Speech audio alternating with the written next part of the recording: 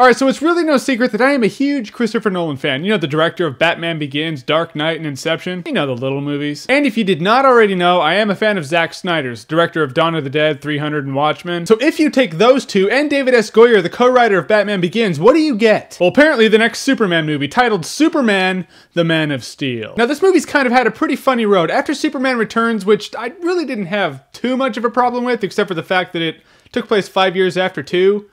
And Brennan Routh was like 26 when they filmed it, which would make him 21 in Superman 2. But Jeremy, Einstein's theory of relativity. Alright, fine. Einstein's theory of relativity. I got you. But even then, he looks 22, so I mean, seriously. But even then, it was still 5 years for the people on Earth, and in that 5 years, they went from 80s haircuts and little shitty 4x3 tube TVs to plasma screens and Windows Vista. That is quite the technological boom. The studio decided they wanted a reboot, which is fine with me. I mean, I want to see what they can do with Superman, like a fresh start with Superman. So I guess after The Dark Knight, David S. Goyer and Christopher Nolan, they were just brainstorming where they'd go with Batman 3, and they just hit some sort of writer's block. And then David S. Goyer was like, oh, by the way, Chris, I was brainstorming Superman for some unknown reason. This is what I would do with the movie. I guess Nolan was like, that is exactly what you should do with the movie. That is awesome. So I guess Nolan pitched it to the studio, and the studio loved it, because, I mean, he's Christopher Nolan. He's brought Warner Brothers a lot of money. So they made him the executive producer of Project Superman CPR, which is really funny that David S. Goyer wrote it, because 4 years ago, David S. Goyer said that he didn't think that he'd be good writing a Superman script. Yeah, oops on that. Which is fine, because in 2004, Obama said that he wouldn't be ready to be president in 2008, and then 4 years later...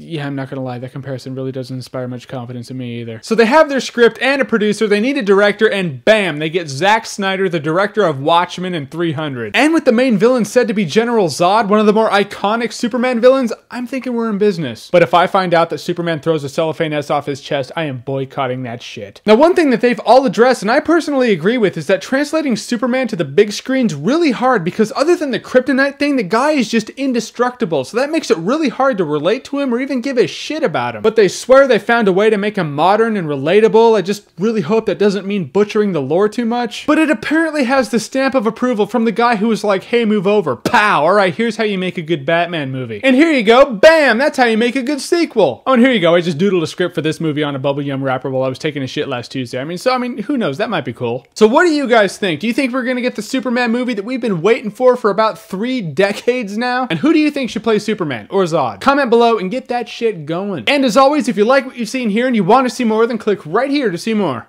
That's my Superman theme. Sue me.